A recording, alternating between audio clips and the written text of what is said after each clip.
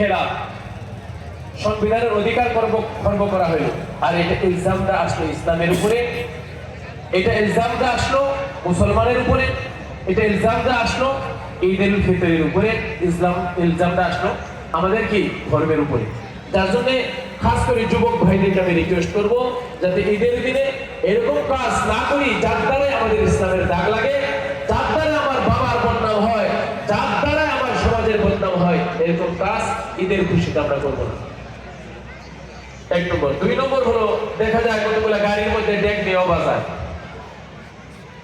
জুয়া ঈদের মধ্যে দেখলাম যে এরকম কাম করার পরে গাঁয়ের মানুষের ধরে খুব পিটাইছে, গাড়ি গুড়ি ভাঙছে। এই তো বিশৃঙ্খল যেটা হয়েছে, খুশির দিন এই বিশৃঙ্খল যাতে না হয়।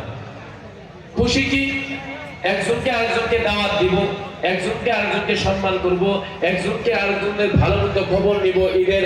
এই যে আমাদের ভ্রাতৃত্ব ঐক্য বন্ধন, চাहे সে মুসলমান হোক, চাहे খ্রিস্টান হোক, চাहे হিন্দু হোক, চাहे বেঙ্গলি হোক, যে হোক না কেন, সবাই বন্ধু বান্ধব যারা আছে পাড়াপড়শি সবার সাথে আমরা খুশি খুশি ঈদ বানাবো। সবাই মুখে আমরা নিজেও খুশি বানাবো আর তাদের মুখে মিলিয়ে দেবো। এইটা করবার গিয়ে যাতে আমরা অন্য কোনো এরকম কাজ না করি যার দ্বারা সমাজের বদনাম হয় বা বাবার বদনাম হয়। খাস করে যুবক ভাইদেরকে আমি রিকোয়েস্ট করবো। তো আর এই যে ঈদের দিন কি করে রাত্রেবেলায় কিছু মানে হয়তো বাড়িতে হোক বা রাস্তাঘাটে হোক গাড়িতে হোক যে ডেক বাজানি, যেটা এটা ডিজে বাজানিটা বিলকুল আমাদের ইসলামের মধ্যে হারাম। এই কাজ যাতে আমরা কোনোদিন না করি। ঈদ না